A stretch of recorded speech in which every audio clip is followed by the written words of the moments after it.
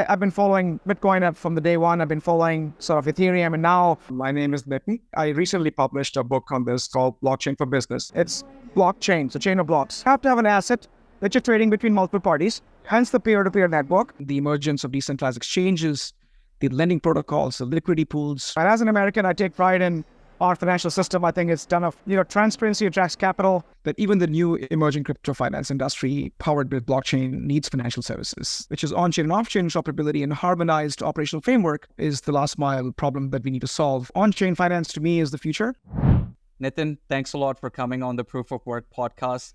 I got connected with you because there are a lot of similarities between us. We both belong to the third culture identity, having our roots in India, born in India, and then we were educated overseas. You're an Indian American, I'm an Indian Australian.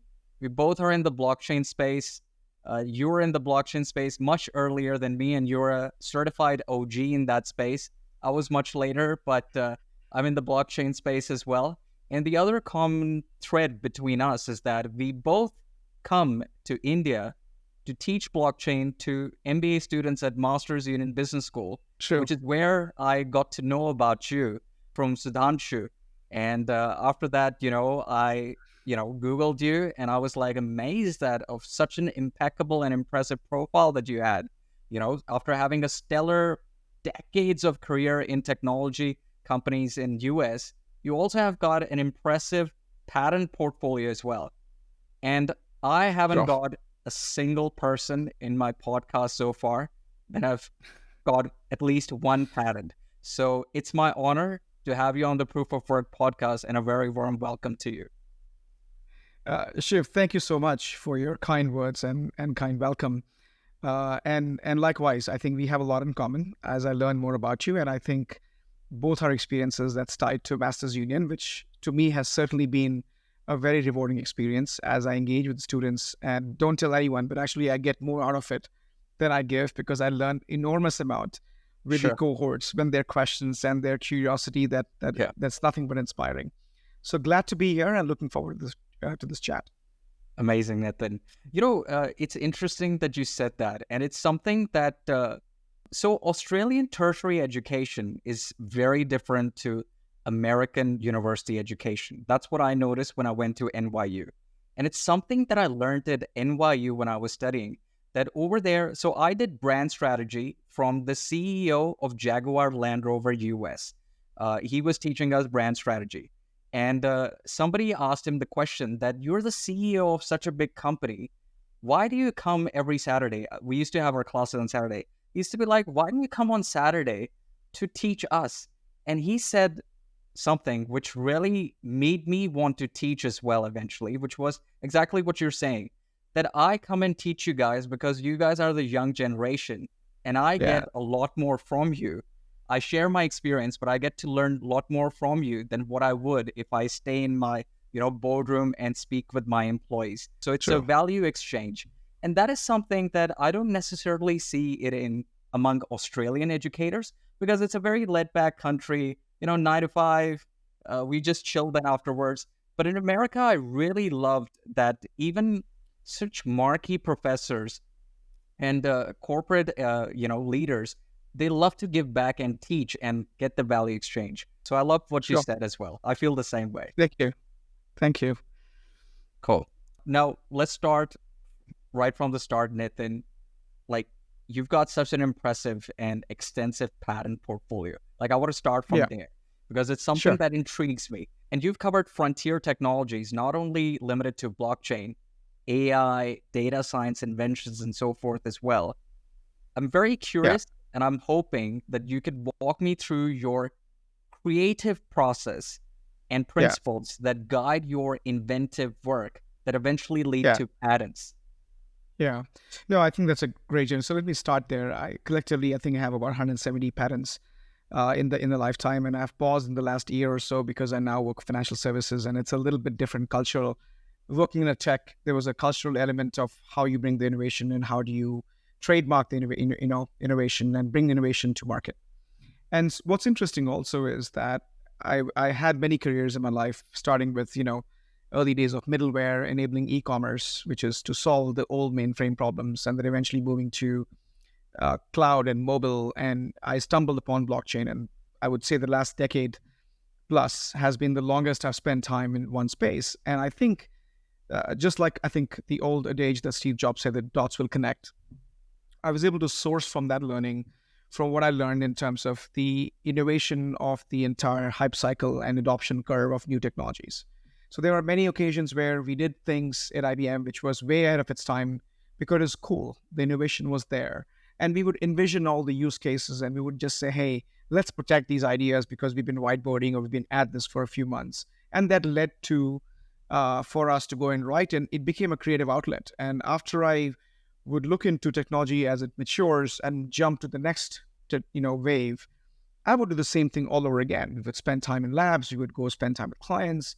And interestingly enough, in all my roles, I did have a duality of my role where I would spend time with innovation and would spend my time with tech. But at the same time, I would go to client sites and spend time with clients and helping them understand the impact of technology, the impact of all these new innovations. And you would get all these questions that the clients would ask. So just like we both are discussing as our sort of seasonal teaching experiences have been so rewarding. Yeah. I would say that standing in front of clients and whiteboarding and answering their tough question has also been rewarding in the primary impetus of my patent portfolio. And I would come back or on the flight back, I would just think about those questions. I'm like, those are really good questions and I really didn't have an answer. And there are times, I would not lie, I would hand wave and I would make stuff up only because that's what creative people do. And then I would sit in the plane and write the thesis. And I would write to say, hey, what is the real problem and solution? I would also give credit to IBM because there was a whole patent process in IBM where you were not only encouraged to document and trademark these innovations, but you were incentivized. So we would get, not a lot, but a couple of grand, and you would have plateaus, so you would reach certain plateaus, and that encouraged you to spend. And we formed a mining group inside of IBM. I would be part of multiple groups who are interested in, let's say, quantum, or you would be interested in AI and machine learning. What that also did, Shiv, is we would spend like 2 hours every week in ideating through what we want to patent. And we would do that week after week. And you would then realize that your repertoire of knowledge, because you're thinking through the problems that are either not there or it's coming from a client workshop, and you would then say, okay, let me go and solve this problem. And it was something where oftentimes in the real world, you fight for budgets and you fight for resources. Yeah. Patenting was completely free of that. You didn't have to think of a problem, document the steps. And you became quite good at doing that.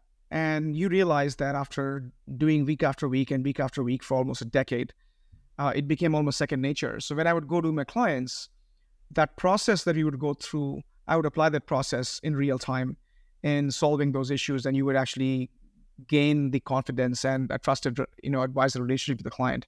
So it was all interlinked. Sure. I would say you bring your work, you understand your work. And I also was fortunate, again, working for a tech company, to have an opportunity in being the front lines and understanding the tech and evangelizing it and understanding the problems, coming back and creating new products. It's been nothing but fantastic, I would say. So that's in short, my journey. Yeah, look, thanks a lot. You've articulated it so concisely, but at the same time so clearly that I can understand now how. So firstly, IBM, and yeah, one can see it. Like there's often that IBM presents that this is the amount of patents that IBM now through their employees got, so it's got a culture of innovation, and it incentivizes its employees to do it. And once you got the hang of it, you obviously perfected it over time.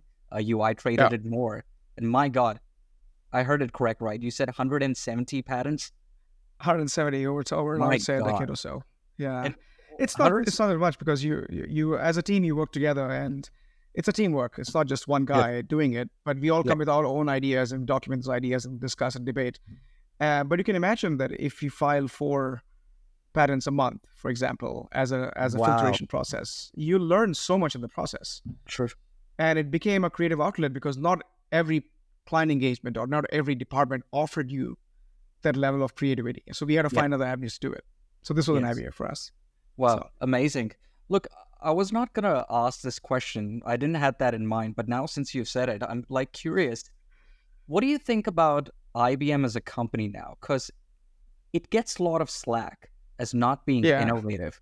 And when you're Yeah.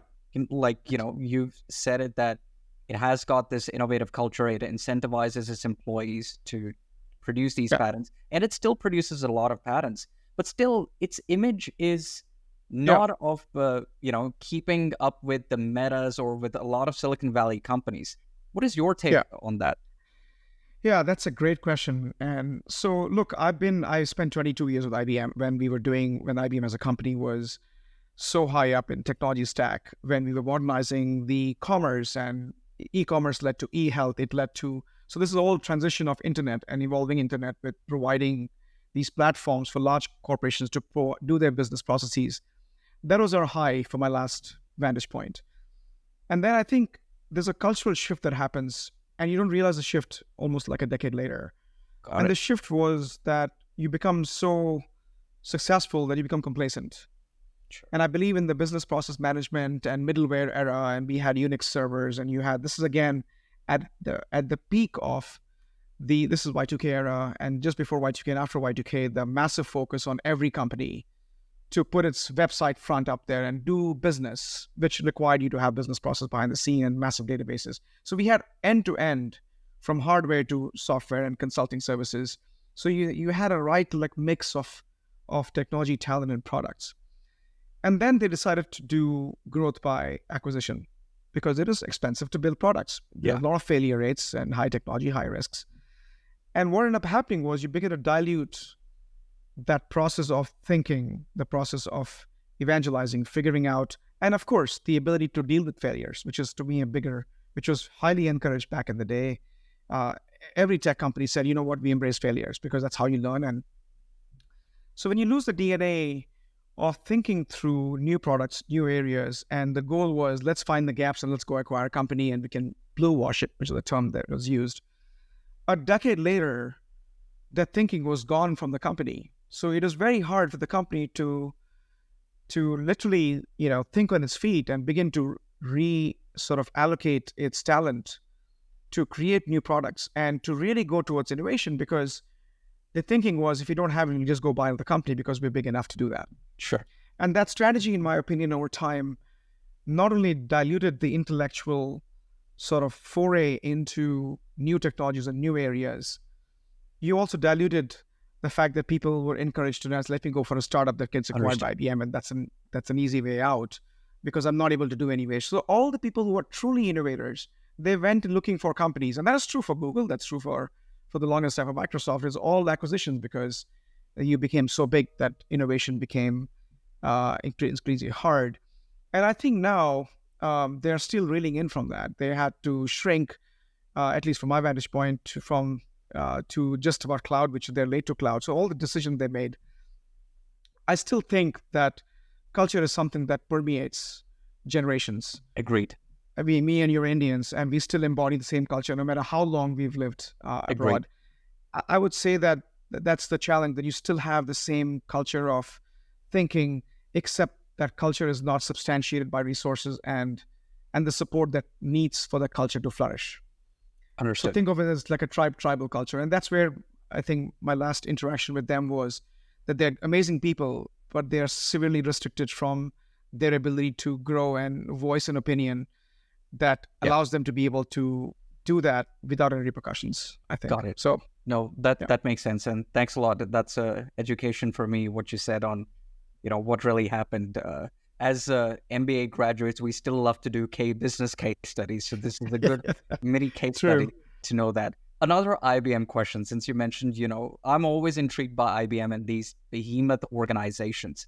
Yeah. 22 years at IBM. And I remember my first, foray to, you can say, artificial intelligence or doing predictive analytics was using IBM Watson. And now we're living in an artificial intelligence nirvana moment now. I'm keen to get your take. Like, you would have obviously been aware when IBM Watson was being developed and it had its heyday when it won the American game show Jeopardy as well, and so forth. What do you think how does IBM feel that they were so ahead in artificial intelligence against other people, and now nobody talks about IBM, whereas other Yeah. startups, you know, they get funding of, I'm not talking about OpenAI, but like other startups Yeah. are getting funding of $1 billion, and Yeah. they've Yeah. just got like an idea. So what is your take to it among your IBM colleagues, or your just take it towards it? Yeah, so I spent a lot of time in grad school on AI, by the way, and it's dated, of course, because it's been 20 plus years since I graduated. But I would say that hurts. It hurts because I was in Austin and Watson was built in Austin in the same Oh, floor that I wow. was sitting at. So I would meet Oh, these wow. engineers and we would hang out. And you had this P series like risks processors, and they were looking into data, and how do you sort of, figure out these nodes and neural networks that go into. Not only that, but there were many such projects which were hidden. In fact, in 2019, this is as early as 2019, the general AI, which is a holy grail of AI, the ability for you to have a conversation with AI like me and you were having, with context, with the ability to context switch, with the ability to actually have intelligence introduced into this from a domain perspective, we had something called Project Debater, which is far superior at the time than what ChatGPT is today. Wow. But as I mentioned to you earlier, that timing in innovation is everything. Oftentimes, you're way ahead of your times.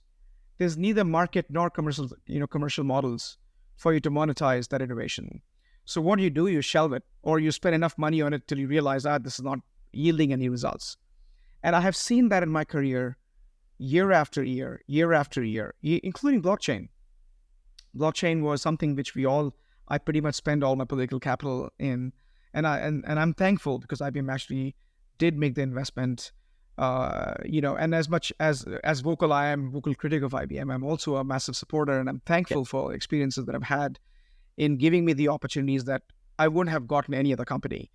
And they made that investment, but they were so ahead of its times, and the expectations was multi-billion-dollar expectation. That to me is a bigger issue, and it hurts. Literally, it hurts because I've seen some amazing projects, amazing brilliance. I have personally worked on a lot of amazing models, even during the large language and GPT-3 and GPT-4 and so on and so forth. While I was figuring out the future of finance in the last 2 years in IBM research, we were figuring out, at least in blockchain context, is if Shiv opens a wallet, what is the probability of Shiv engaging in a financial crime? It's almost like a Minority Report like structure. Yeah. All this is possible with AI, and we were able to do those things. The only challenge was, how do you commercialize? And that's where I think is the art and science of taking technology to the next level, I think. Yeah. Look, I totally resonate with you when you say that innovation is all about timing.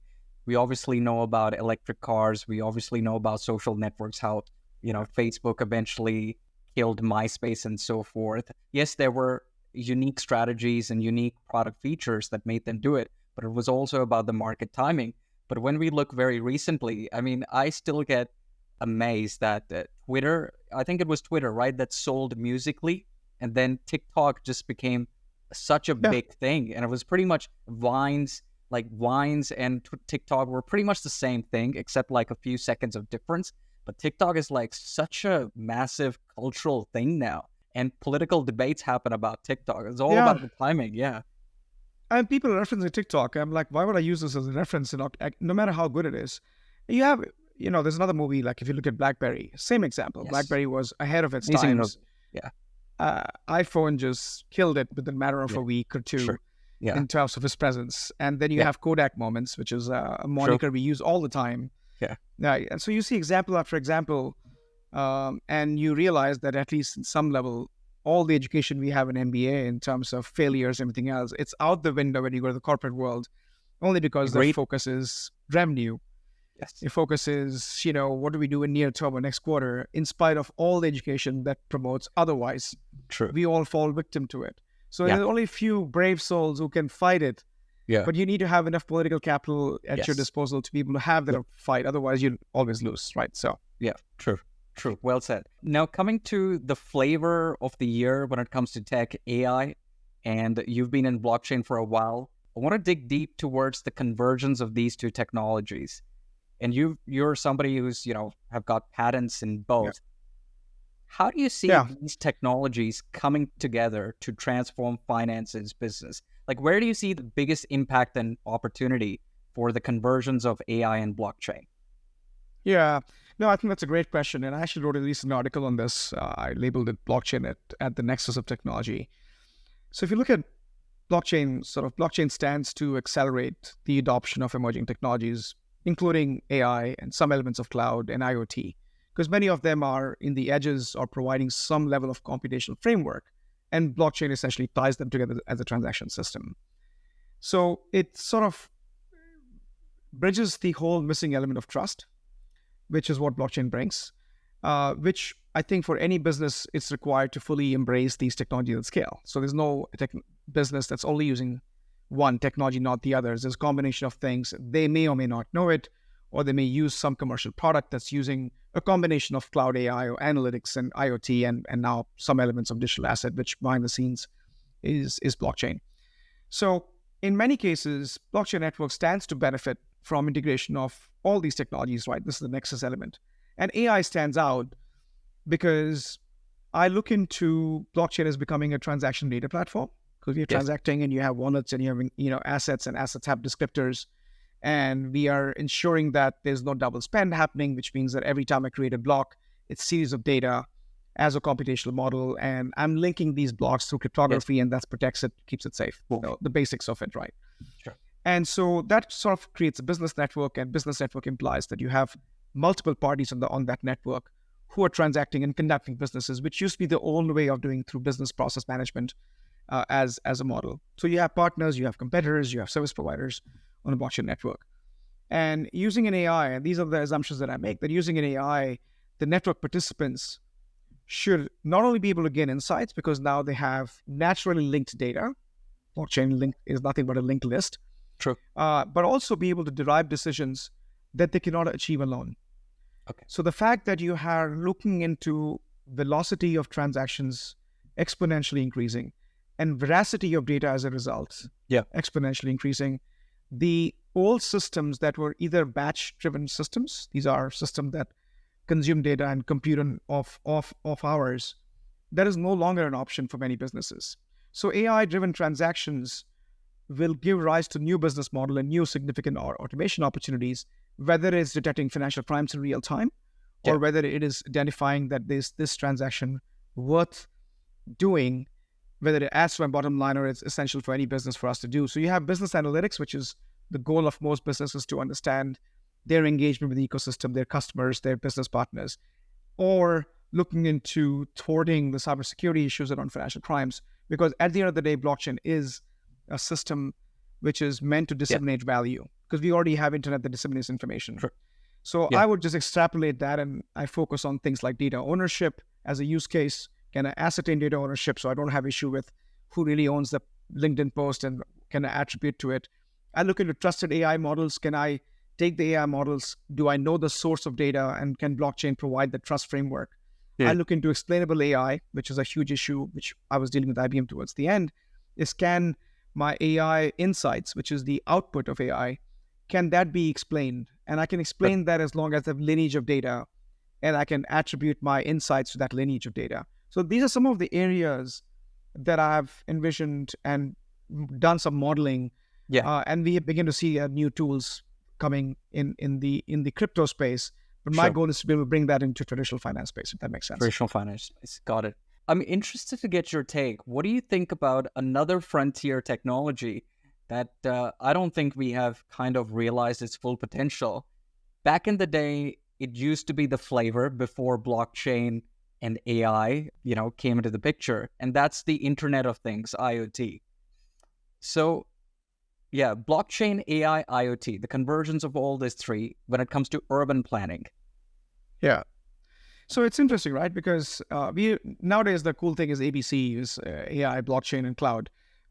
Only because you need the cloud infrastructure, AI is the blockchain transaction infrastructure, and AI is all the insights element to it. IoT was cool, and I did work with IoT for quite some time. In fact, I used to carry the sensors to showcase the amount of data in terms of sensing temperatures, and I would have mobile devices, and I could provide all these things with NFCs and Bluetooth and so on and so forth. And we did envision, I actually worked on many projects, including some of the notable ones happen to be in Scania or AT&T, providing the new age for machine-to-machine transactions. So, for Wow. example, you Yeah. do have trucks crossing borders or trucks going through toll gates, and today that whole model is around through some sticker. But Yes. if I go into an increasingly robotic world, where again this also includes AI, Yeah. then can these robots or can these robotic constructs, not necessarily a physical robot, but software bots, for example, can they engage in a transaction and can they be held accountable? So Yes. we talk about this in context of things like smart contract, and I've filed actually a bunch of patents in the space where I look into saying if AI, no, or sorry, if these new nodes come onto a network, IoT nodes, whether the IoT represents sort of a network of sensors or network of bots that are supposed to communicate with each other for whether it's distance calculation or whether it's figuring out the inventory levels in a warehouse, which is what Amazon uses a lot. We try to figure out as to how do we derive the value transfer mechanisms, including some of the elements of saying that if a robot is managing a section of a warehouse and some assets like some say pallets of some material moves from one section of a warehouse to another section of a warehouse that a robot is managing, Yes. can we then do inventory levels at the robotic level, because now you have in charge of those sort of swim lanes or of those sections in a warehouse, and so on and so forth. You have airlines, Yeah. airlines have parts get replaced. So we envision these use cases from IoT world.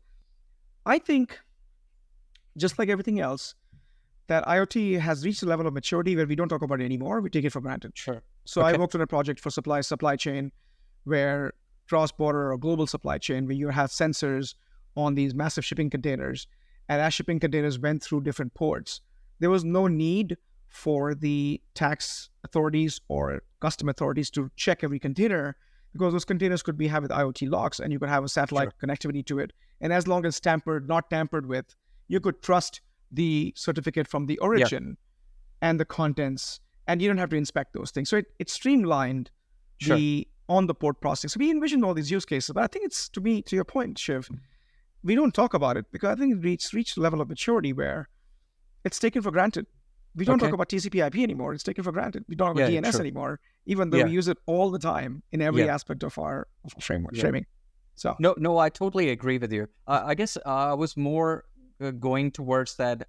I don't hear people talking about incorporating blockchain immutable database in extracting the data from those IoT sensors. Like, I yeah, haven't heard much about it.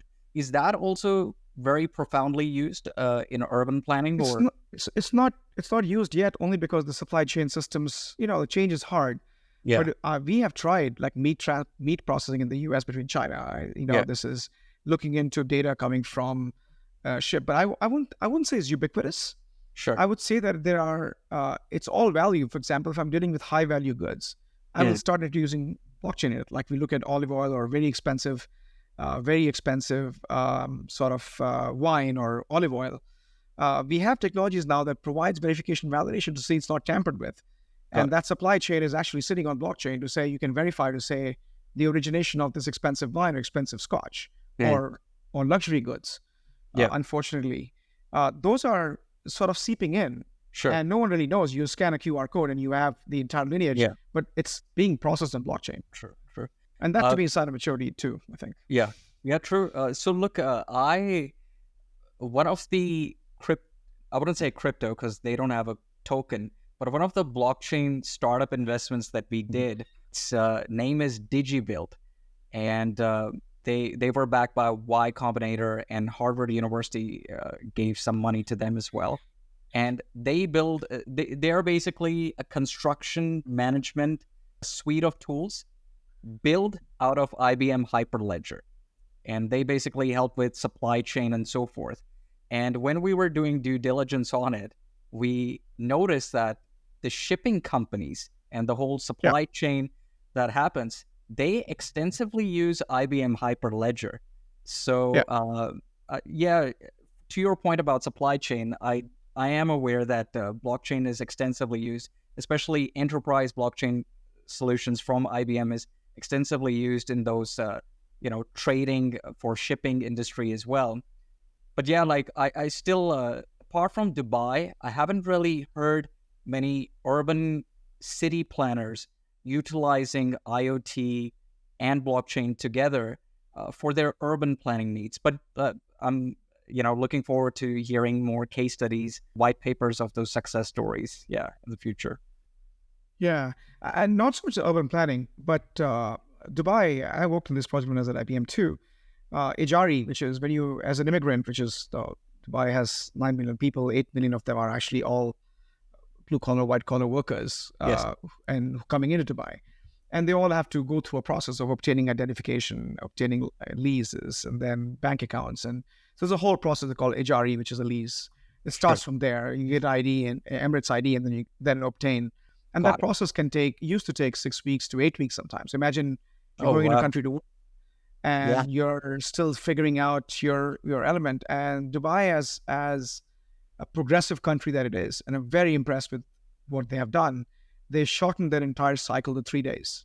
Oh, So wow. from entry to your entire establishment of the country, 3 days you had all the processing, all the documents to have a home to live, a document, a Wow. ID, and other facets if you want to lease a car, if you want to rent a car, if you want to buy a car, and Ijari was used as a proof of residence in most of those use cases. Got it. They completely did the whole thing digitally, tied Wow. to driver's license. Wow, that's It's amazing. Yeah. I wasn't aware of it. But yeah, like to your point, I went to Dubai for the first time in my life this year. It was my holiday because I was Cool. here in India for a while and I was like, I need a holiday, so I'll go to Dubai. And I was amazed. It's such a progressive city. I was just amazed as the infrastructure and the demographic, the diverse demographic of knowledge professionals working over there. So yeah, Yeah. that was great. Now you have, consulted and you have advised different kinds of clients, like in your career. Like you've advised governments, you've advised regulators, and you've obviously, advised enterprises on digital assets and tokenized systems. Yeah. If last year in blockchain and crypto space was the year for stablecoin, I think this year among the crypto space, the narrative is all about real world tokenized assets. That's what Sure. I've been hearing a lot, that this year everybody is going gaga about real world assets. So, and you have spoken about it for ages. Like I've, read your writings. You've been talking about real world tokenized assets for a long time. What is your vision for how tokenized finance can expand access and opportunity in emerging economies? Let's just start with India. What do you think about tokenized real world assets in India? So let's first take a step back and define what real world assets are. So as Yeah. you know, crypto assets are crypto native assets. The Bitcoin Ether are product of crypto economic systems. These are assets that get generated, and it's generated in normal tokenized form.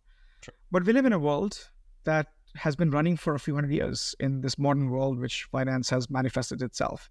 And ownership of assets and things have been evolving for quite some time. So real world assets are assets that represents our existing, which collectively, if you combine all the assets, about $471 trillion worth of all accountable assets that banks do all around the world. This is your house, your car, equities, stocks and bonds, the whole thing that banks can value, essentially.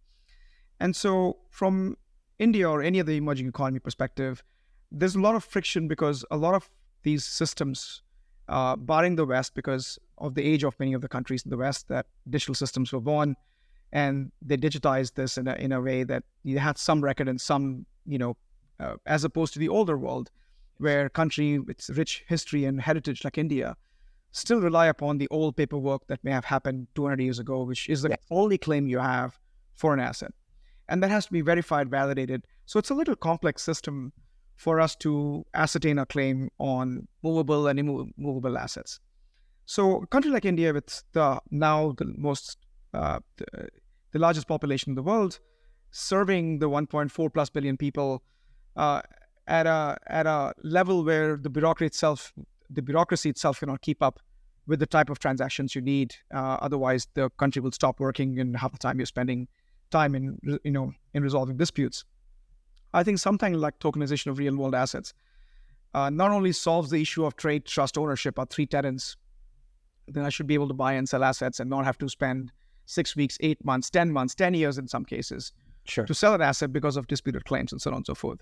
So I think a country like India, and I've again been to 90 plus different countries to understand the space. Uganda, Kenya, many of them Wow. actually are old. I would say the Commonwealth nation of sorts. They have a very old system, and we have positioned these technologies, both blockchain and digitization efforts, as an avenue to escape that system and move to the next level, where you no longer have to deal with the 60% of caseloads in some cases in a country purely tied to your disputes to your property. So imagine the entire docket of lawsuits are only tied to your false or fraudulent or misappropriated claims that you would have on various assets.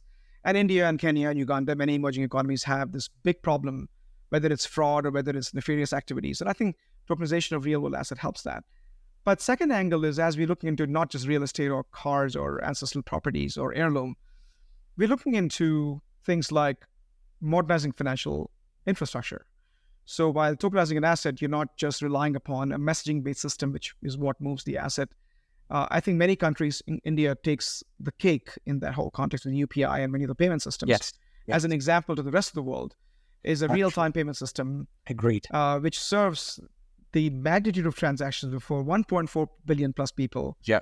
Is nothing short of fantastic. And Agreed. India is the only country, you may not know this, which actually has a real-time security settlement system anywhere in the world, except that India doesn't have the capital markets that, let's say, US and UK and Europe has. Yes. Right.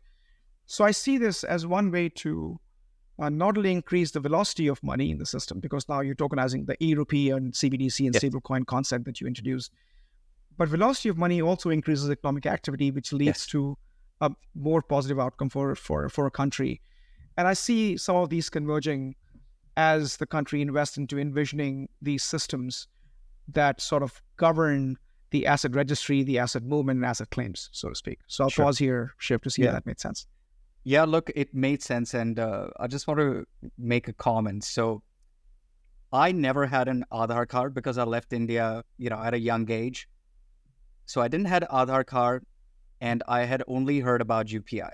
But last year when I came to India, I got my Aadhaar card.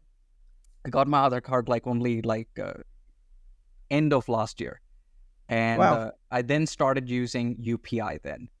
And oh my God, it is just amazing. It blew my mind that it's just incredible, this technology.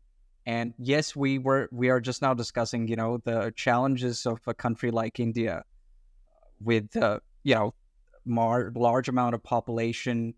But it's just amazing how the India stack, as what they call over here, they were able to, execute on the Aadhaar strategy, get Aadhaar to everybody, and then get UPI also working. It's just amazing. I was totally amazed. And it's funny that a lot of people in the US do not know about it, because when I talk to my friends in US, and now they're going gaga over Fed now. And I'm like, I've had UPI since many years. It's just that outside India, not many people know about UPI. I mean, now they're probably getting to know about it in the Middle East and a lot of Southeast Asian countries. But my God, when I started using UPI late last year, I was just amazed of how incredible both the Aadhaar project and the UPI technology was. I want to make just one more quick point, since you mentioned about the capital markets. And yes, I wasn't aware that India, the capital markets, they've got the fastest, did you say fastest or the biggest real time? So DVP, delivery versus payment, is, it's India is the only country that actually has today a real-time security settlement system. So security settlement is different from normal payments. Yes. Because for security settlement, you have to move security in exchange of payments, and that can be done in real time in India. Yeah. That's amazing. And that's where I want to make a quick comment, because I have worked my entire life in Australia, and the Australian Stock Exchange is called ASX there. And you might be familiar with this. ASX had a blockchain. They wanted to replace their chess system, which is their incumbent system, to a blockchain-based security settlement system. That's right. My God, they spent 8 years. I was early in my career when I heard about it. And now, I have a 10-year career, and now I'm doing academia venture capital. They recently only said that they are giving up on that project after spending multi-millions of Australian dollars. And over here in India, like when I came, I think sometime this year, they were talking about introducing a settlement system of T+1. I was just amazed, like, at the ambition of this country when it comes to tech. So my question for you, Nitin, is that when do you think, like, given so many positive things that have happened among the Indian tech stack and their ambitions, when do you actually think that we're going to start seeing real world tokenization of, let's say, real estate to start with in India? Yeah. So first of all, as a proud Indian, I would say that whether it's moving money or moving spaceships, India knows how to do it cheaper, faster, Yeah, better sure. than anyone else in Agreed. the world. Agree. So that's a. Having said that, I think we begin to see pockets of work, Shiv. Having traveled the world in this context, starting from New Zealand, which is my first real estate project 8 years back, by the way, Wow. tokenizing real estate. Of course, a small country, so it doesn't make the waves because 4 million people, you can only do so much. Australia, now 25 million people, you can only do so much. But I think you see pockets of work that, again, are happening for real estate or real world asset. Like, for example, lion's share of my work now at what I'm doing at State Street is the efforts that we're working with the various asset managers and various investment managers is tokenization of bonds and equities and private equities and private markets, including real estate. So now you begin to see institutions jump into this.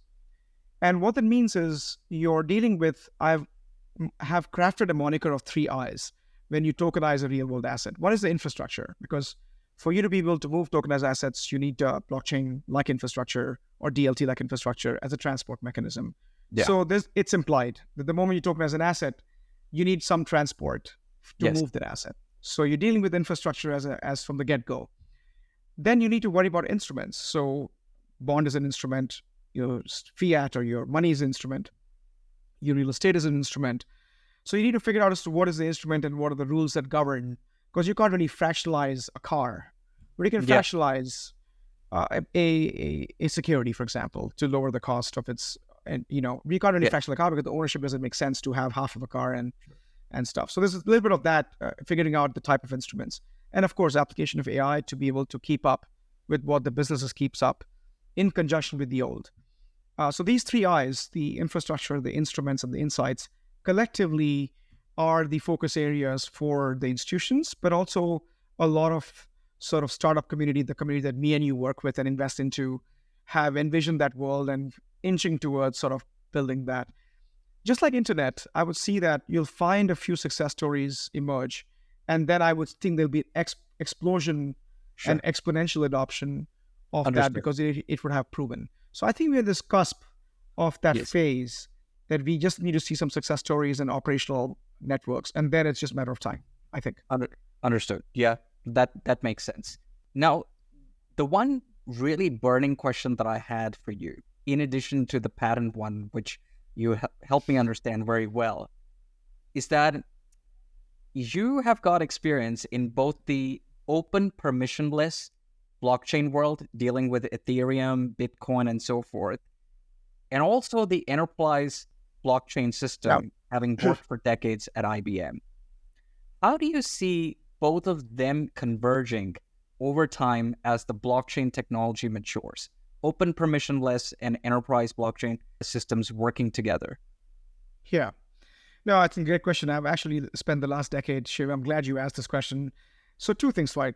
At the outset, the public blockchains, the Bitcoin, Ether, their model, it's all about governance. They're governed by crypto sort of incentive economic system, as the name of your podcast suggests, proof of work, proof of stake, delegated proof of stake, and there's whole slew of consensus mechanism which incentivizes the various actors, and then they are sort of keeping the checks and balances of the network to stay truthful, to ensure there's no collusion happening. And when things go wrong, that network becomes pointless because nobody trusts in that. And so the currency of this network is trust. Of course, when we apply the same technology into a permissioned world, which is consortium of companies trying to do business, you are trying to flatten the business process, which is now sort of housed with every single company that's part of the network. And which is the reason why things are slower today, or things are inefficient today, because every company has their own business process that they take in message and process it. And blockchain aims to flatten that business process into a single layer, which is the permission network. So while you're not leaving it open you need to have a different incentive structure for the various lines of businesses, partners, competitors to join the network. And that incentive economic is different from mining, which is the Yes. primary distinction between permission and permissionless. But the technology is the same. Yes. We are tokenizing asset here. We're Agreed. using native tokens and using ERC frameworks to tokenize some virtual asset in this ecosystem. The technology Agreed. is the same. Yes. And the question becomes, how do we converge the two? Because that's the world we want to live in. Because we see Yes. crypto as a fifth asset class. We begin to see the various four types of asset classes in this world. But we will have to engage in a model where we can sort of have an exchange, a medium of exchange mechanism for these two asset classes, whether it's your sword in a game as an NFT or a stable coin, and you using a stable coin to pay for it for the real world asset, which may be tokenized, for example. Yeah. And to achieve that model, you need to focus on two things. One is interoperability. Yes. Suddenly now the two worlds have to talk to each other technically, as well as the ability for us to value assets. But more importantly, I think that today there are centralized entities like centralized exchanges that provide that conversion for you to be able to, convert something to stablecoin, move stablecoin to banking, and banking then lets you pay for your house, for example. That's where we are today. But I certainly see convergence because at the end of the day, we are dealing with things of value. Yes. So whether it's your, gold or diamond, which in the physical world you carry with you and you go to some shop and convert them into cash, and cash becomes the interoperability technology instrument that lets you convert gold to cash and cash into a car or a house. I expect that as we tokenize your previous conversation of your real world assets, I'll see something similar, except it'll have a digital modality. If that makes sense. Yeah, totally. It makes sense. Yeah, look, I'm already loving this discussion because you have a knack. This is the first time I'm discussing anything with you, Nitin, but like you've got a knack of really explaining technical, complex stuff in a very easy and concise manner, most importantly. So I'm loving this, and thanks for the education. Thank you, Shiv, for that. Yeah, it's just that you live this all day long. If you ask me something else, I may not have a clue, but you know what you know. Yeah, sure. So coming to blockchain projects, what are some of the blockchain projects out there that you are most excited about? And are there any underhyped applications that could be game changers in the future? So when you say blockchain, I'm assuming you mean the crypto and digital asset blockchain in general, right? It could be an enterprise blockchain project that you would be aware of, or a crypto open permissionless project as well. Yeah. So let's start with the traditional world, right? Because I see traditional world has a lot of opportunities in improving itself. And I think if you look at in UPI context, UPI opened a corridor with Singapore. Real-time payment moving between Singapore and India, which I think is phenomenal in terms of trade finance and trade between the two, right? Similarly, there's Project Guardian, which is something which is led by Singapore, Project Intheon, which is led by Hong Kong Monetary Authority. And the idea behind these are utilization of public networks. So you're still performing what you would perform in traditional finance, but using public blockchain utility or public blockchain network as a utility, just like you would use internet to send information. Yes. So we have intranets or we have VPNs that provide tunneling, but we're able to do business, across the globe using internet as utility. So imagine the same role that Project Guardian is exploring, and Project Intheon and Project Lion, for example, in Hong Kong, trying to figure out the payment vehicles between various countries, Southeast Asia, trying to speed up the movement of payments that are happening. Project Arbor, for example, in UAE and Saudi Arabia, which is trying to bypass the US clearing system and to be able to facilitate trade between those two countries. Exciting, right? Because you're trying to address the foundational issue of medium of exchange. And the moment you solve that, then you naturally speed up the speed of commerce, because no longer you have to worry about de-risking and other elements, because the ability for you to move money in real time for international trade becomes a lot more simpler, which today can last from 2 to 6 to 8 to 10 weeks. But huge problem in there. And that leads to liquidity problems, lending, borrowing that happens, which is not very good for the economy. Yeah. In the public realm, I like things like Graph, or I like Singularity, or I look into Ocean Protocol, looking into, of course, Bitcoin and Ether are staples that you have to naturally love these projects, because they have changed the face of the last 14 years of letting us reimagine everything from using smart contracts between bilateral or peer-to-peer transaction, that you're sitting Shiv in India and I'm sitting here, and we can still exchange value as if you were sitting in front of me and I would give you $1. Yeah. That's the ultimate transaction. There's no mid office, back office to process that dollar transaction that I would hand it off to you. Can I not achieve the same level of transactionality when I'm sitting with you in India to just send you $1 and that would be it? And that's only possible with tokenized fiat. So I begin to look into some of these projects as truly sort of, revolutionary in terms of at least stroking our imagination in what the world could be, which is inching towards 9 billion people. And I don't think our existing financial systems can handle the gravity, the velocity, and the veracity of transactions that is yet to come, given the millennials only want to do things digitally. Right? So look, that's well my take said. on that. And look, thanks a lot. I wasn't aware of those Project Guardians and the other projects that are happening. But that's amazing that the amount of work that is being done in order to facilitate increased international payments.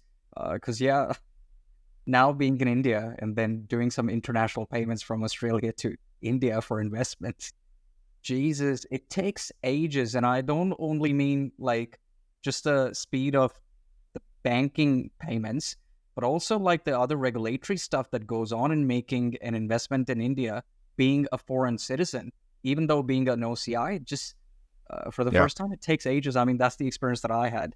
Now, there are two things that I wanted to ask you while you were answering the previous two questions. One is that you laughed a lot when I spoke about ASX debacle with their blockchain settlement system. Now, I know some stories about it because I was in Sydney and I have friends there. What do you know about, or is there something that you want to share that really made you laugh when I started speaking about it? Yeah, I think I was involved early on as an IBMer, and IBM actually had a minority stake in something called Digital Asset Holding, which is a company that was working with the ASX, and we were involved with. And the reason why I'm laughing is because when what was sold to ASX, at the time, I didn't think that was possible. Okay. But it's one of those things where you're a technologist and you want to understand the momentum and you want the coalition of the willing to apply your craft. And even though we're like, okay, it's coming from IBM because the existing transaction system is something IBM built, like all the mainframes and COBOL, and the entire core banking system is still reliant upon the old transaction system. And I used to work with WebSphere, which was the transaction platform for e-commerce. So I know a thing or two on transactions. And I was looking at this as it was sold to, is it Chess? Chess is the platform they were looking at, which is very profitable. Like it was cash cow for ASX. And I was just thinking about this to say, it's working fine. And you're not actually plagued with performance because Australia is a small country. You're not exactly at the gravity of China, India, or even the US in terms of transaction volumes. So it's one of the most profitable platforms in the world. And my question was, what is the motivation here? Are you looking for speed, and why? You're not dealing with performance issues. So I just failed to understand the battery. And they spent 8 years. And I would think between 60 to 100 million. I don't have the numbers in front of me. And we would go back and forth. They would change they would pivot. We would add new technologies. And I was just amazed at which we kept going at it, only to realize that they shut it down after 8 years, which was like, that's just too sad because, again, timing is everything. I think we have all the tech now, which is whether it's privacy preservation or performance of blockchain ecosystem, which you never had 10 years back.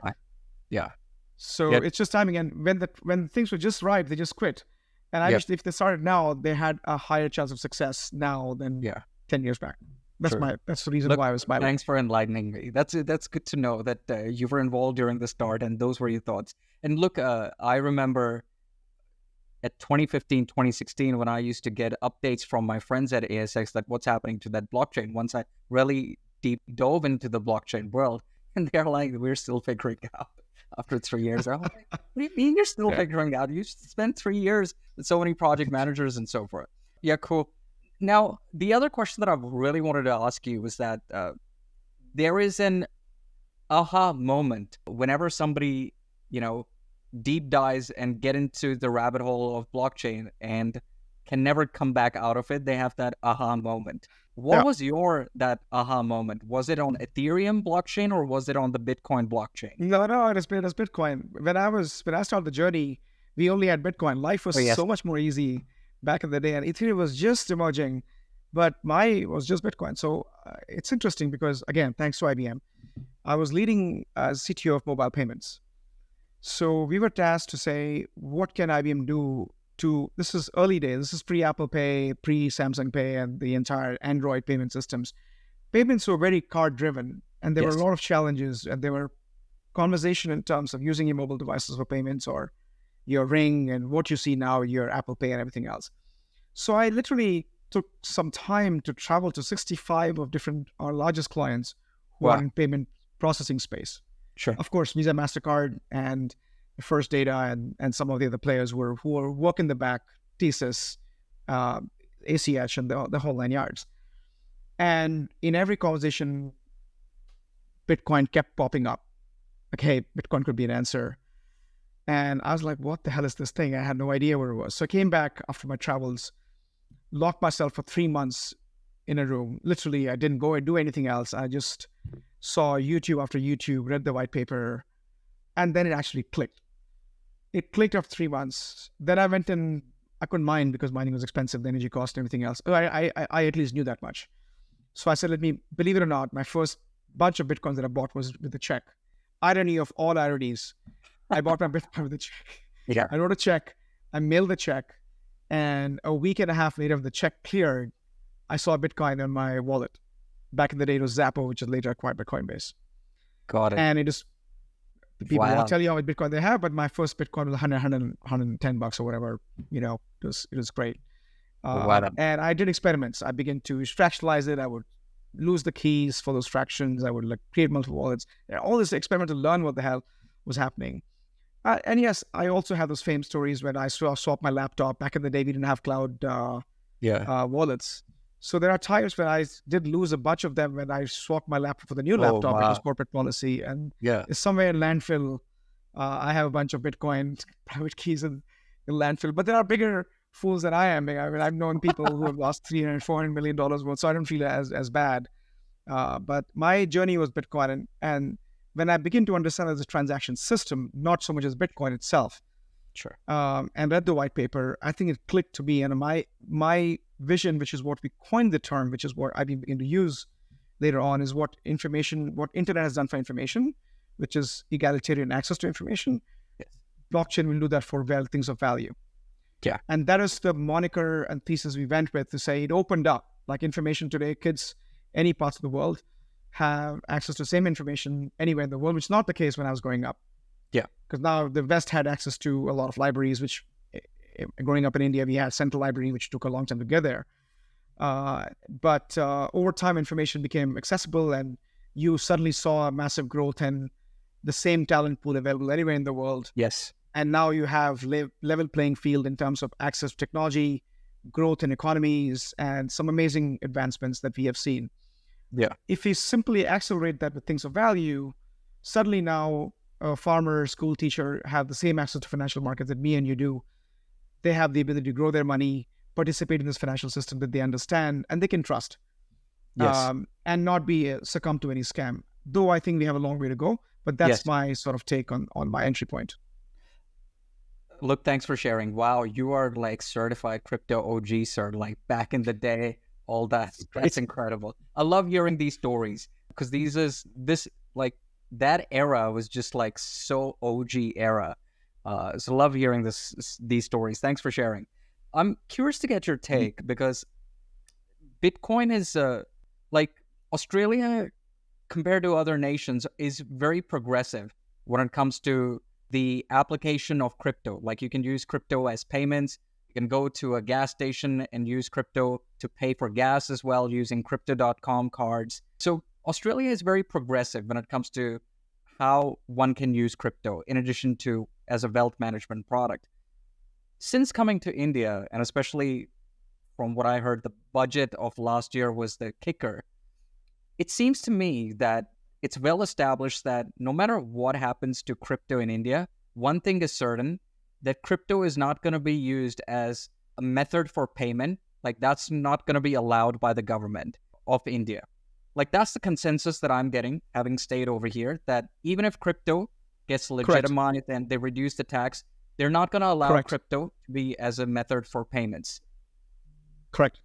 What is your take to it, considering that we're talking about that blockchain is going to be used? Do you think that it's okay if crypto is not being used like Bitcoin and Ethereum? At least they're going to have central bank digital currency with some use of blockchain. What is your take towards it?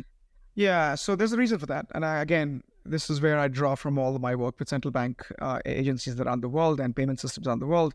So as you know, India has a massive issue with terrorism, like many countries who are succeeding and trying to have a democratic system per se.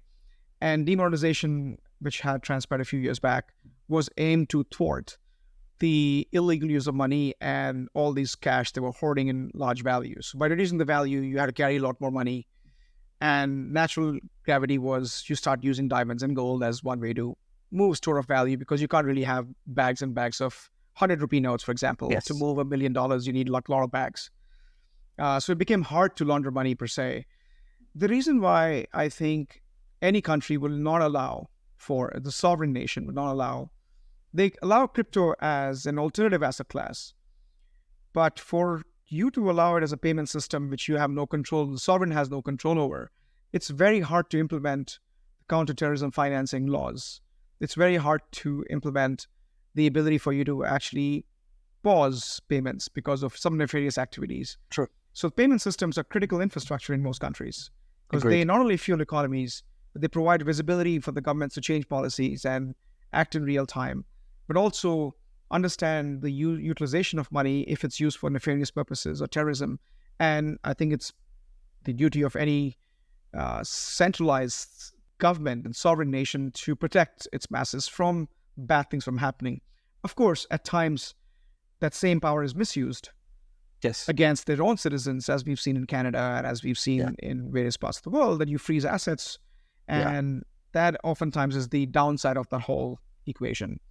So I doubt if any country is going to, and that's why my previous convergence, that for you to pay for things, I mean, at the end of the day, people still pay for things using non-cash alternatives, but you have to be in person.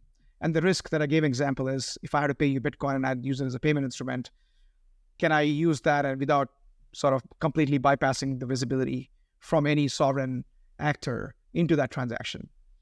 That is the real fight. I don't think anybody is actually against crypto. The real fight is we need visibility into this, and if you don't get visibility or we have no control, which they don't control, you can't control Bitcoin transactions. No one can control those transactions unless you turn the internet off, which again is untenable for most parts of the world. I think that's the real struggle. That the establishment is trying to understand and thwart. Yeah, no, totally. That totally makes sense, and that's a fair argument for the regulators over here to do it, because the stakes are high for a country like India. Since you brought up now for the first time in our discussion the dark side of crypto in a way, and last year was a terrible year for crypto. Like I haven't been in crypto as long as you. But I recall that when Mt. Gox hack happened, I wasn't a crypto participant, but I was aware of it and the amount of pain that people suffered from the Mt. Gox hack. Was there, in your 10-year participation in the crypto ecosystem, there must have been some emotionally frustrating moments for you that there are so many bad actors within this ecosystem, and they bring the entire industry down with it.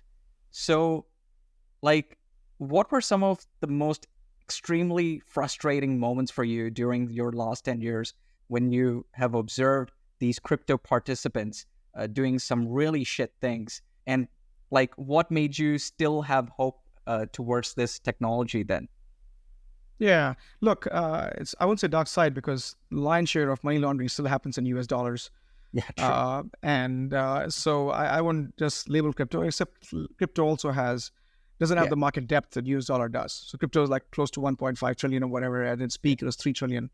The US dollar in the entire globe is like enormously high. So there's enough market depth to use that for nefarious purposes. So let's not, there's comparatively, crypto is like a fraction of whatever happens on a Totally. single day. Totally. What's frustrating to me was we're all associated with the industry, and we come with right intention, we come with acumen. I spend, just like you, we spend hours in understanding the space, understanding technology, understanding application of technology to improvise a system that is aging and it's decaying over time, like any system does. I mean, the system was great 30 years back, but with times we have to change the way our expectation change, and that's this thing. So when I've labeled this as contagion of incompetence in 2021, 2022, which is towards the tail end of November when FTX blew up, and next thing you know, we had 3AC, we had Luna. It looks like the entire crypto ecosystem was on fire. Yes. But there are also many of us who are tightening the belt, heads down, not looking for get rich quick, figuring out as to what this, looking into more intellectual side of the house, working with MIT and the finest the finest educational institution around the world, including the likes of IIT and around the world, in figuring out how do we look into privacy preservation and to do these things. And this thing blows up. Well, now all our energy is expending in defending the industry than actually constructively building what we need to build to prevent the contagion of incompetence from happening per se. And that throws us back. And the worst thing was that Sam Bankman-Fried, who was the chief architect of the FTX stuff, the savior, as Sequoia titled him. Yeah, and he was also like, whatever his philosophies in life were, he actually had established access with lawmakers. He had established access with changing and altering what me and you will take forever because we are still in the common people's swim lane and don't have access to the Congress and the participants of the Congress who have the power to change the laws. You are being modest over there, but sure. No, that's true. So what is frustrating for Mehta, we had an opportunity to change things. Yes. And he blew it. Totally. In a way which was just silly and stupid. I'm like, how can you be that stupid? Yeah. Even if you're committing fraud, do it in such a way that people will admire you with intent. This was just silly and stupid. But we lost the opportunity we had in a constructive dialogue with the regulators and lawmakers alike. That to me was the most frustrating part. It's not fine. We lost because traditional finance had Bernie Madoffs of the world who did something similar. Sure. And the zeros went up in this case, but there'll be a bigger fraud in 5 years from now, and people forget this. But it's the opportunity cost of this, which has set us back as an industry like at least 5 years. So totally agree with you. I wrote as well when that happened, and I was also gutted, like many people, of what happened last year, especially with FTX. And I did a lot of YouTube videos at that time and a lot of LinkedIn posts, just taking out my frustration. But yeah, I agree. Last year was really tough for the industry. But I'm glad that we're still continuing the march on as an industry. We're still continuing on the march. Last year, it felt like we're going to go back to the medieval ages of Mt. Gox. But, we have still marched on. So, Nitin, now I'm really curious to know about your journey more from a human element. And this is a question that I really ask a lot of people who were born in India, but then, moved overseas. As an Indian Australian, I feel I can resonate with the journey of yourself as well, being an Indian American. During the start, did you ever feel emotionally displaced? Like you didn't fully belong in either of the culture? I won't say displaced. I was trying very hard to fit in because, when I was growing up, and maybe a different era, because we were enamored with, first of all, US had all the cool tech. So we all want to hang out with the cool kids and we have access to all these things and you're able to, go and get a different experience. So my one thing was you're traveling, and travel always opens your mind. Yes. And you come into university and you're figuring out all the systems for new language is not an issue. Culture was not an issue because we spoke English and we were abreast with, thanks to media and television, everything else.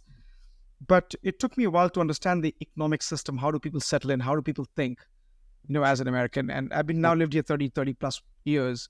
But, and when people try to categorize you as a brown man, as a diversity candidate, I'm like, diversity comes from your thought process. I began to think like Americans now because I've lived here such a long time. Yes. Yeah. So I left India when I was 19, 20 timeframe, and I wasn't displaced. I was curious. I was trying very hard to fit in. both in terms of trying to adopt and adapt. And there's a little bit of the loss of I would say culture, because India, and don't get me wrong, I'm a very proud Indian. Yeah. I wear it on my sleeve all the time, and even more so now, proud of the culture, the heritage that our country has to offer to the world. Yes. And so, but at the time, it was just trying to adjust, because you're in a foreign country and you want to be one of them because you aspire to come here and you're here, access to education, access to opportunities. And I will tell you this, America gave me all that at the time India could not, whether it's economic condition, whether it's social mores or closed systems that you went to school for one thing and you can only do one thing. Yes. I couldn't make the career changes in my life that I could do thanks to the ecosystem and cultures in the US. But that has, of course, changed. India is now, I think, at par, if not ahead, in those values and those promotions and of equities, I would say, in our careers and lives that back in the day was only available in some Western countries. So now it's level playing field from that perspective. So I was never displaced. I was just trying to learn and continue to learn. And I leveraged the time here to travel, because it was easier for us to get visas from the United States than it was get from India. And it was simpler because you simply mail your passport and you get your visa back. It was that simple. And so I took that opportunity to be able to travel Europe, travel Asia, travel this until I became a citizen. But just as we were discussing earlier, you pack your bags and leave, which is such a beautiful thing. True. To get up and leave at a moment's notice. And that freedom is to me very precious to do that. Agreed. So, yeah, look, I totally resonate, because it was the same experience for me when going to Australia. Like, I wanted to really immerse myself, but I couldn't really understand that culture. And over time, you understand that culture and you become immersed towards it. But I loved your point about traveling really broadens your mind, because what I understood about being an Indian Australian actually changed a lot when I went to NYU and I was part of the American culture. And I was like, wow, because over there, I was part of the Indian American community, which is so strong. Yeah. Right? Yeah. And I was part of the Australian American community, which, to be honest, wasn't that strong in the US or in New York City. And so my mind just blown away that when somebody moves to a different country from their country of birth, even if they are Australian, like, they have challenges like what I experienced for Australian Americans. And so it really broadened my mind about this entire third cultural identity. And I agree with you, like, over time you get immersed and you get comfortable. Now, here's something that I want to ask you, because now last year coming back to India, after spending my entire adult life overseas, I had really, it was very challenging for me to fit in back in India. And I'm glad the friends that I've made over time over here and the colleagues that I've made. But I would be lying if I say that I didn't experience a reverse culture shock now that I've been in India since last year. So the question that I have for you is that you visit India often. Do you, having lived in America and having traveled so many countries, you, I would imagine, resonate yourself as a global citizen, being proud of your Indian ethnic roots, same as me, but as a global citizen.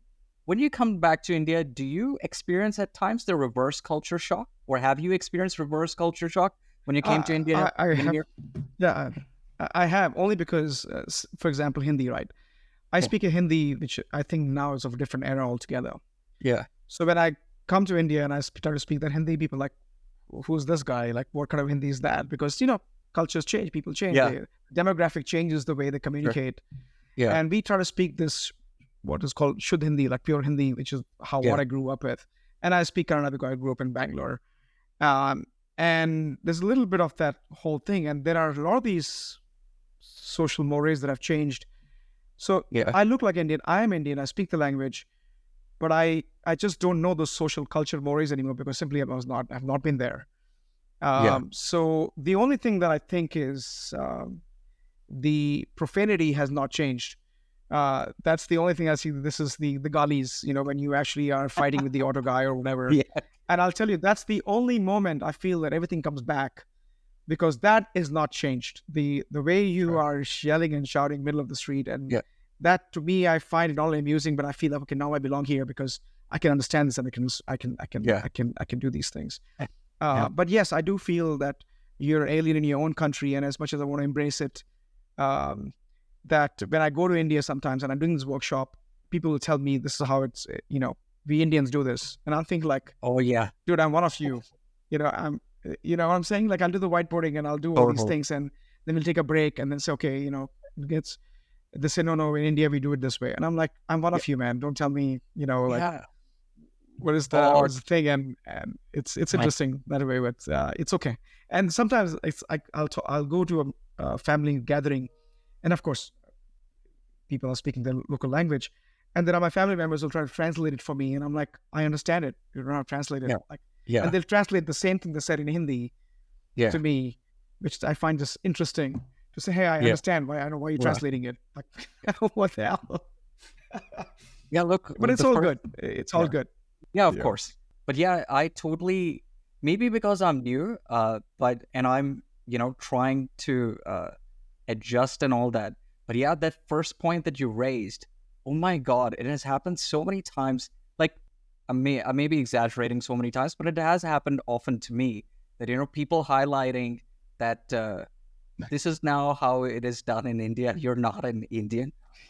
Oh my God, Yeah, Obi, can't believe yeah, I this know. guy say this thing. Uh, how did you reconcile with that over time? So, it's interesting because I'll tell you this. My biggest strength is my understanding of Indian financial system. Only because I'm blockchain, I used to come to India quite a bit, work with RBI. And so Yeah, all these financial inclusion programs like Pradhan Mantri, Jan Dhan Yojana and everything yeah, else, you understand those things. So when I went to Bangalore, we had, this is where I'm from, and we had some people who were having a hard time getting bank accounts. And I'm like, we have this program, you should go. No one had heard of it.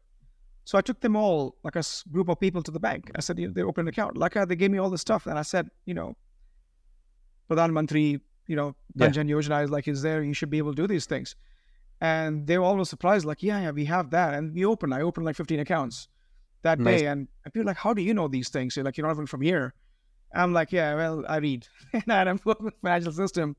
So you have all these programs that you know. So when I go to bank and people ask me to do things, I'm like, your system should not ask me for these information because they're involved in crafting those systems behind the scenes, or at least Yeah. understanding how the systems work, Yes. whether it's foreign exchange or whether it's economic inclusion programs tied to your Aadhaar card, even programs that are not required you have Aadhaar cards, for example. Yeah. That has given me advantage. But reconciliation, I'll tell you, I did make a trip once to only answer this question. I went to Chile and I walked for, I would say 11 Oh days, wow. hiked, quiet. No, those are magical moments. I try to do it once a year. And I begin to reconcile to say, hey, the world doesn't revolve around you. You have to adjust to it. Yeah. True. And defining who my identity and say, I begin to say I'm an American citizen with Indian heritage. Not necessarily Indian American because that often have a different connotation. Sure. And I use the word heritage to signify my real identity. And I provide citizenship to the passport that I hold. And that's how I came up to that whole thing. But my reconciliation was, hey, I have to adapt.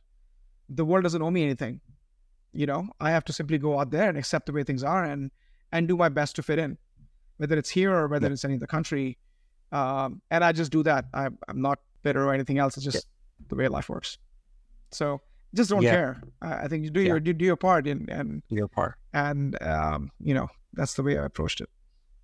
Yeah. Look, I appreciate you sharing that with me, and I think, it's very profound what you said. So I'm still digesting, how you reconcile with that. But I think, yeah, it makes sense, and something that I need to instill with myself as well. That the world Yeah. doesn't owe me anything. I need to adapt. I think you said it very profoundly. I appreciate you sharing that with me. Thank you.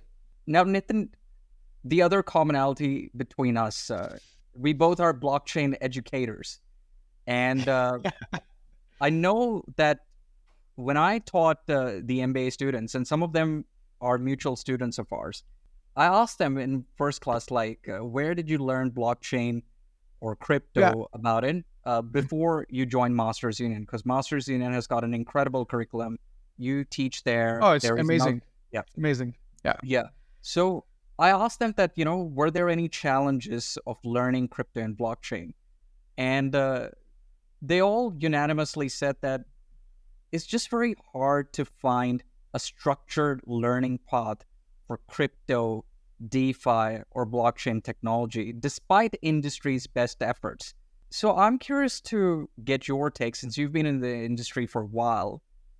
What resources or perspectives would you recommend students who are entering university education to look at when it comes to getting knowledge about crypto and blockchain?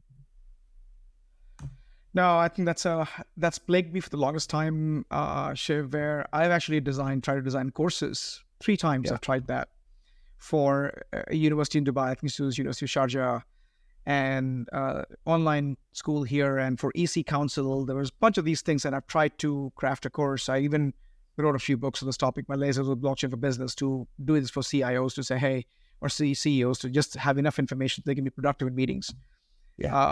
And by the time we finished with syllabus and crafting content, it became obsolete.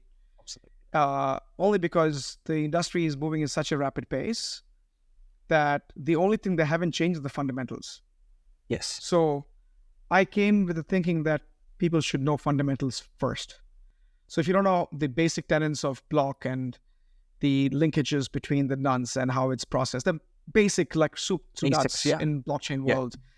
And then you begin to apply the advanced learning on top of that. Because if you're trying to go into zero knowledge proofs, which is like a much more advanced concept, or VDF, which is very wide, these are like very esoteric constructs, and you don't get the basics, then you'll be completely lost, and that actually leads to disenchantment with the subject itself. And so my effort, just like yours with Masters Union, is to instill that foundational elements. Like, what are we solving for? Is this technology for technology's sake, or does it actually really solve an issue? And how does it solve an issue from technology point of view? The challenges with existing cloud infrastructure or technology infrastructures, and then you bring in the layers of illegal and everything else. I don't even discuss DeFi till like day 2 or day 3 in the courses that I teach. And I believe that once the student get it, which is what I've learned, that in the classes, and it's hard sometimes because after day 1, I get feedback from, let's say, Masters Union, like, hey, you need to simplify this whole thing. And I did, I understand this.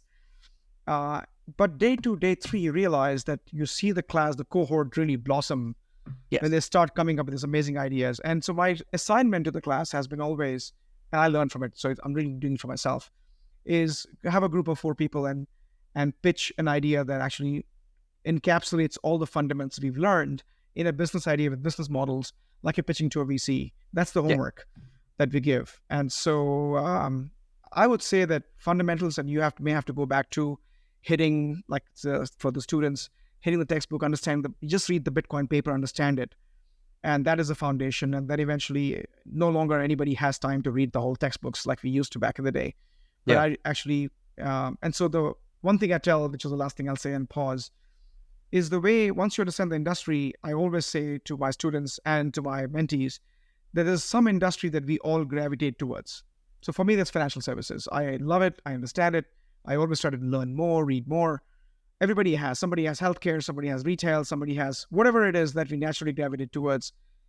My ask has been, you take the industry, apply what you know, and see if there's a match, because then you're able to actually have application of that, and everything will fall in place. And then you'll actually find problems and go solve those problems, and you go learn about the technologies or projects that are trying to solve those specific. And one thing will lead to another, and given a year or 2, you'll find yourself in this interesting area where you have crafted a certain niche that is only yours.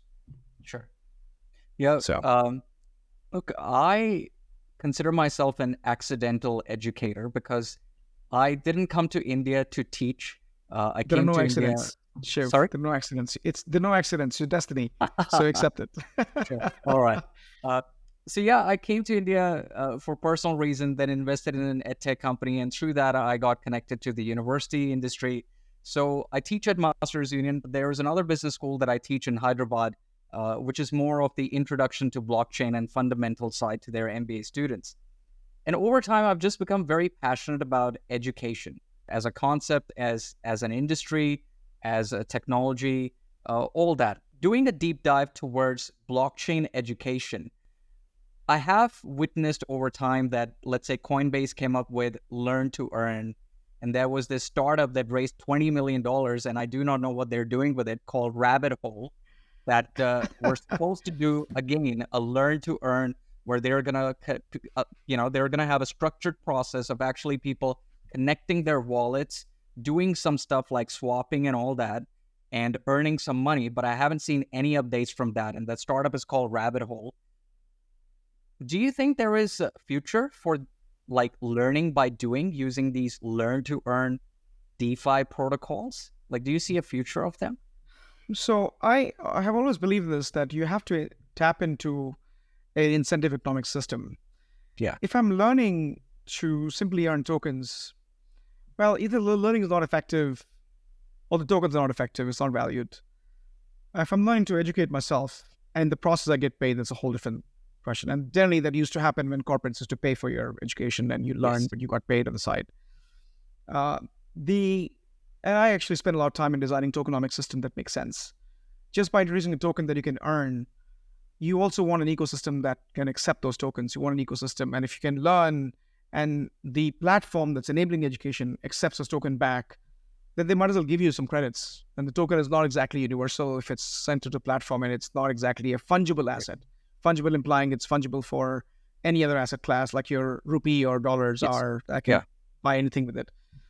And that's the biggest fault of the system, that there's either a lopsided economic system that has a mismatch between earn and spend, hence inflation, deflation, not considered, or looking to ubiquity of the token to say, because it's not possible for everybody to have like hundreds and thousands of tokens. You have to pick, just like, what we do.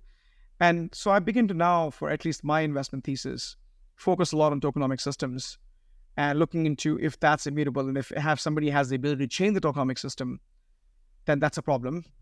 Because imagine you're flying for 15 years and you have all these miles. Suddenly they change the equation of miles to your redemption process. You'll be angry. And that actually has a negative connotation and impact on your intended objectives. Because now you're alienating the most loyal people or people who have earned over time. And some of these things to me are still in open question. And so I try not to, I still go to conventional economic models like work to earn. Of course, I'm just kidding. You work and you earn money, and that's work to earn model. But most token models over time have failed for that reason, I think. True. Well said. I'm with you. So, we still need to figure out how to educate people on blockchain. We haven't really found that model till yet. We're going to see an evolution of that. I mean, Coinbase did that, right? If you look at Coinbase, Coinbase allows you to take small tutorials. Yes. And so it's better than airdrop. So at least you're learning about a token and you get like $1 or $2 or $3 worth of tokens in your wallet. Yeah. And if you do it long enough, you'll make $100, $200. It's not going to make you rich, but you do it because it has a dual purpose. One, if I'm learning about a Shiv token, that's a unit truth token, I understand it and I have 3 tokens to start. So it's at least getting you kick-started to find the utility of the token, which is an important part. So I think they have done a pretty good job because that's their business. I agree. So I can see Coinbase doing it and say, hey, I'll pay $3 for you to spend some time on the platform, and that gives me another coin to list and more transaction and more fees. So they have an incentive to pay me $3, even though I may never use the $3 to benefit Coinbase directly, but they're trying to increase their volume, and that's their incentive, right? So that's an example. That could be of a way. True. Yeah. Now, my last question for you, Nitin. Coming over here, I get asked a lot of questions from students, and I believe you get asked that question as well, that should we continue to live in India or should we move overseas, whether it's to get a job or to start a venture or for higher studies? My question to you is more about high school students in India who ask this question, that should we do our undergrad in India or should we move overseas? What would be your advice to them? Somebody who's there was an era when higher education was better in the West. I would say I'm very bullish in India. And if I had a choice all over again, and I've contemplated moving back to India, except that now we have kids and you're stuck in this, what I would say, chakravyuh of life, which is the cycle of life in general. But India has the best education to offer, and India has the right economic model. And above all, which is what I learned from traveling a lot to Israel, India's homeland, right? And so your contribution as an individual, both in terms of intellectual capacity, contributing as a member of society, taking your acumen and knowledge, applying that to the Indian ecosystem, and travel for learning, travel for business, and propagate that intellectual capital that you've earned from the Indian ecosystem and benefit your country from that perspective. And yes, of course, stay in a country because it's always a great experience to learn cultures and language and music and everything else. But I would say, and I would caution this, and this is Nitin's personal opinion, that the seduction the West had back in the day, I don't think it's no longer valid or worth it. Yeah. Right. I think we have enough in India to benefit from an amazing culture, amazing heritage, amazing food that the world craves for, and we throw all that for something that is just illusionary for us to go towards. And so I've come to this balanced perspective to say, global citizen, no labels, just go and do what you need to do, but you have to remain true to your roots. Because at the end of the day, for high school students, we will always be Indians no matter where you live. So you might as well embrace the idea from the get-go. Yeah. So that'd be my message. Not to mention the cost and culture and the perils of the West in terms of healthcare, in terms of all the. So West has challenges too. There's no. Yes. It's what you make of it. It's what you make of it, right? So absolutely. Look, my apologies in advance if I'm being intrusive, but since you brought up kids into the equation, I'm interested to know, what do your kids think about going to India to do something? So I have one son, and he's been to India every, like typical thing. We would take him to during summer holidays, and before COVID, he would go every year. After COVID, we went back, and now he's in college. So when you're in college, you have your own life and you have your own vision. Yes. And fortunately for me, because we've been traveling the world, he is a little bit more aware than normal sort of American kids in general. But I would say that his perspective is, he doesn't see India as I do, because obviously I was born there, I grew up there. He sees India as something that his roots are from, but his tethering to India is not the same as it's for me. Understood. He knows where we come from. He of course has the citizenship of the country and everything else. Yeah. But I would say that for him, it's somewhere in Asia. He's figuring that out now, and that's his journey to figure it out. But I'm sure as we get older, as I'm getting older, we all go back to our roots. Like I'm now inclined towards going back to India. Right. That's his journey. That's his life to figure out. So that's my take on that as well. Yeah. No, I totally feel you. I mean, I told you the reason why I came to India, but the incident that happened really brought a different outlook to me, which then told me that I should come back to my roots for a while. So I get you when you say that over time, you get that feeling that go back to your roots. And I got a good education from you now on how to reconcile when I meet some Indian colleagues of mine who tell me that I'm not Indian, on how to reconcile with that problem. Cool. No, I actually envy you now, because you actually made the leap and you're there. And regardless of how difficult it is, I don't think it's cakewalk in Australia either, because I'm sure you're stuck just like all of us. People ask you, where you're really from? That's the next question. You're like, hey, I'm an Australian. No, where are you really from? And then you're like, okay, then you give the whole lineage. And that's why I just say I'm American citizen with Indian heritage. Like, don't ask me any more questions. I gave you all you had. So you've got to figure out the language that suits you the most. Suits it the most. Nitin, look, thanks a lot. I didn't even realize we've been speaking for close to 100 minutes. I know, it's crazy. Yeah. So this was great. I do have my last segment of my podcast episode, and it's a very quick segment called the rapid fire segment, where I just shoot quick questions. You strike a hard bargain, man. Let's go for it. Let's go. Amazing. Look, I appreciate it. Right. So first rapid fire question is going to go in breeze. Business suit or hoodie? None. I actually have a black and black. You'll always see me in those. This is just, it's cold here today, and usually no suits for sure. It's either hoodie or just a black slack and a black woolen t-shirt for the most part. That's my thing. Wow. I'm not kidding. I also am always in black and black as well. Yeah, we got the memo. Yeah. Batman or Iron Man? Batman. Lucid Motors? Sorry? Good old Iron Man was on there when I was growing up. I grew up with Batman, so Batman is it. Yeah. Batman. Lucid Motors or Tesla? Tesla. Captain Kirk or Captain Picard? Kirk. I grew up with Star Yeah. Wars, and they involved the whole imagination. So Captain Yeah. Kirk for sure. Yeah. Vitalik or Elon Musk? Oh boy, that's a hard one. Yeah. I'll go with Elon Musk. Elon Musk. Web 2.5? Multiple things and stuff. Sorry, go ahead. Sorry, but Yeah. Web 2.5 or Web 3?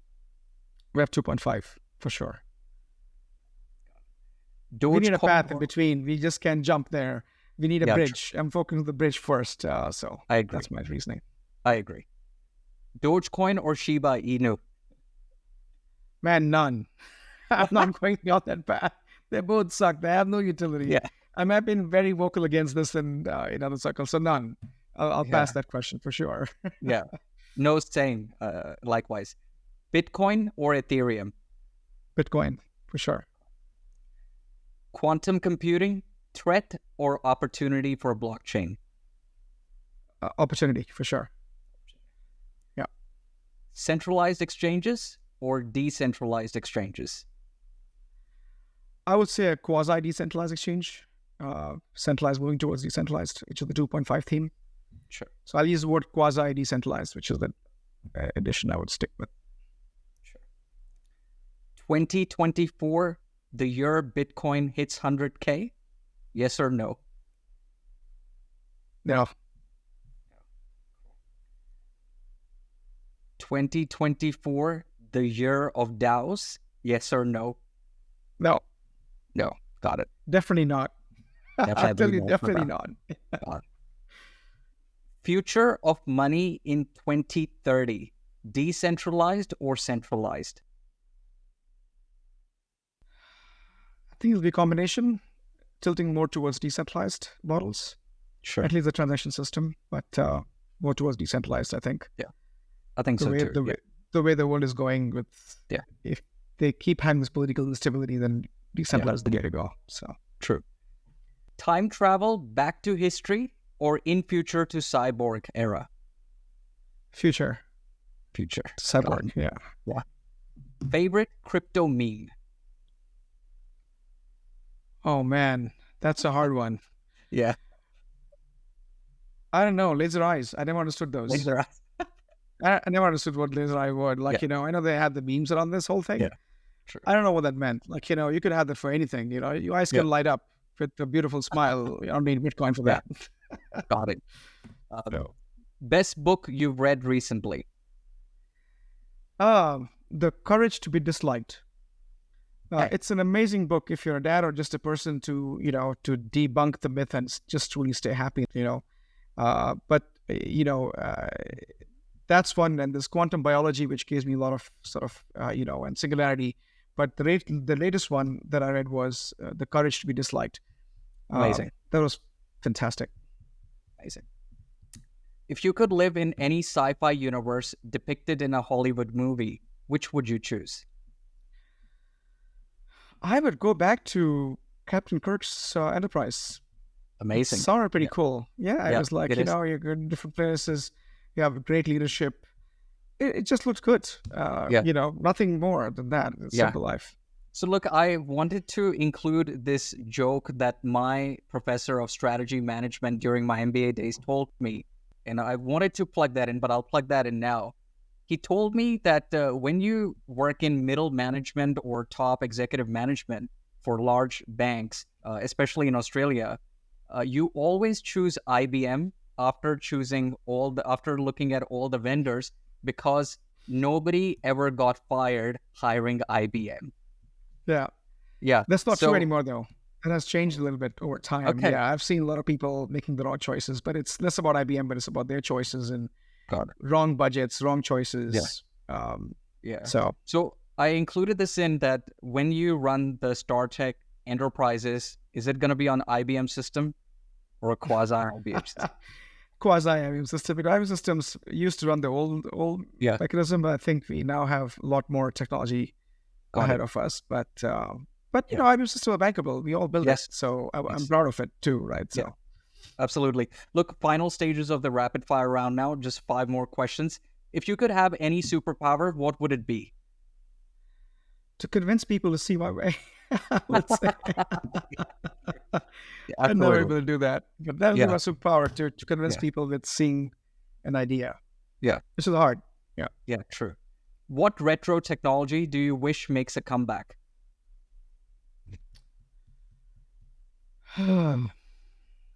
We don't know. I mean, technology always looks forward. Can't think of any. I don't know. Trains. I'm happy with trains. Don't have to Got it. fly everywhere else. I'm happy Sure. with Got it. two-tier trains. You actually have socialization. Sure. We are Got it. more close, cohesive. I'll stick Sure. with second class AC, man. That would be just fine. Cool. What scientific fields beyond computer science hold promise for catalyzing the next wave of blockchain innovation? So energy is big for me. Figuring Yeah. out new waves of energy, not just for blockchain, but also for the world itself, because the Yeah. way we're growing, we need a lot of energy for that, and existing energy sources are simply unsustainable from climate perspective, and also the achievement that human race would want to do to reach the next level and feed and mobilize the 9 billion people that we're growing. So to me, energy tech is sustainable. Energy tech is super exciting and needs to be addressed. Sure. So Got it. Yeah, likewise. I feel the same way. Last two now. Can we achieve scale without compromising decentralization principles? no, there's always a debate between efficiency and resiliency, as in the supply chain and other worlds. And I have spent 8-9 years of my life figuring out the cap theorem and the trilemma challenge that's all a compromise. So when Yeah. someone's promising something else, because I don't think you can change the laws of physics. So we are limited by speed of light. So Yeah. unless technology bridges that gap, there's always going to be a compromise. Sure. So shock absorbers give us the chance to react, and reacting gives us a chance to thwart issues. So there'll always be a compromise. So you got to Sure. pick one or the other. You can never get both. Got it. Last question now. The single most important trait for entrepreneurs of the future. Just risk taking. You need to be able to just take the risk and embrace it, and not live in the past. We all do. We all always look back to our glory days. Yeah. And we should just assume the risks, which means Yeah. no risk, no reward. And the reason why it's risk, because you can fail and it'll all come Yeah. crumbling down. But that's what I would say. Nitin, this was a marathon episode. It I've was never a had long. Yeah, It's a I've long never one. had this long conversation, but it just speaks volume of the quality of conversation that I had with you. So I really appreciate. How was your proof of work podcast experience? I'm keen to know. Actually, I never do this. I usually have 30 minutes I agree to, but this was an engaging conversation. And the beauty of this, I would say, Shiv, and all credit goes to you, because it's Very the nice. facilitator that brings the best out of your interviewees, right? Is the mix of personal experience, and because we are collective humans, we're not Yes. just robotic people who are just talking about professional all the time. So I think I like that piece that you've mingled in geopolitical, cultural, personal, Yeah. professional, technology. I think that's a strength of your Thanks a lot, podcast. sir. I don't know who has 2 hours, but I'll let you figure that out. But no, thanks a lot. I really wanted to learn a lot from you. So that's why these were some of the burning questions. And I can't thank you enough for being so Yeah, candid thank you for inviting and me. sharing all that for me.